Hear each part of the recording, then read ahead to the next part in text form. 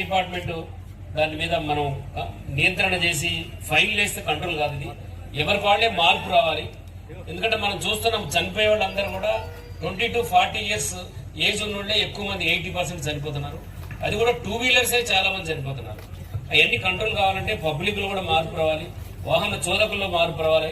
అవన్నీ తెలియజెప్పే ఉద్దేశమే ఈ మాసోత్సవాలు. ఇంతకుముందు ఎవ్రీ ఇయర్ వారోత్సవాలు జరిగాయి, కానీ ఇంకా దానివల్ల ఏం పెద్ద పబ్లిక్ లోకి మెసేజ్ పోవటం లేదని ఈ రోజు మన జనవరి 1 నుంచి ఎవ్రీ డే ఒక కార్యక్రమం చేస్తూనే ఉన్నాము. దాంట్లో భాగంగా ఈ మోటార్ సైకిల్ ర్యాలీ ఆర్గనైజ్ చేస్తున్నాము. దానికి ముఖ్య అతిథిగా వచ్చేసిన మన జిల్లా కలెక్టర్ గారికి, సార్కి ఎంతో పనులు ఉన్నాయి ఈ రోజు.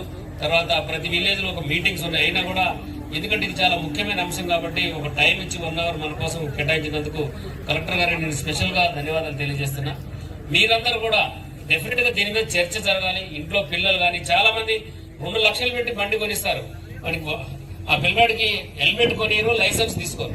మనం ఒకసారి రోడ్డు మీద చెక్ చేస్తే 50% మెంబర్స్ కి లైసెన్స్ ఉండవు. ఇది చాలా అన్యాయం. ఇది అంటే ఇది కరెక్ట్ కాదు. ఇది ఏదైనా యాక్సిడెంట్ అయినా కూడా ఇన్సూరెన్స్ కూడా కవర్ కాదు. మీరందరూ కూడా బండి తోలాలి. చెక్ చేస్తూ ఉంటాం, ఎక్కడెక్కడైతే వాళ్ళు చెకింగ్ చేస్తూ ఉంటారో నేను ప్రతిసారి అబ్జర్వ్ చేస్తూ ఉంటాను. So 1 kilometre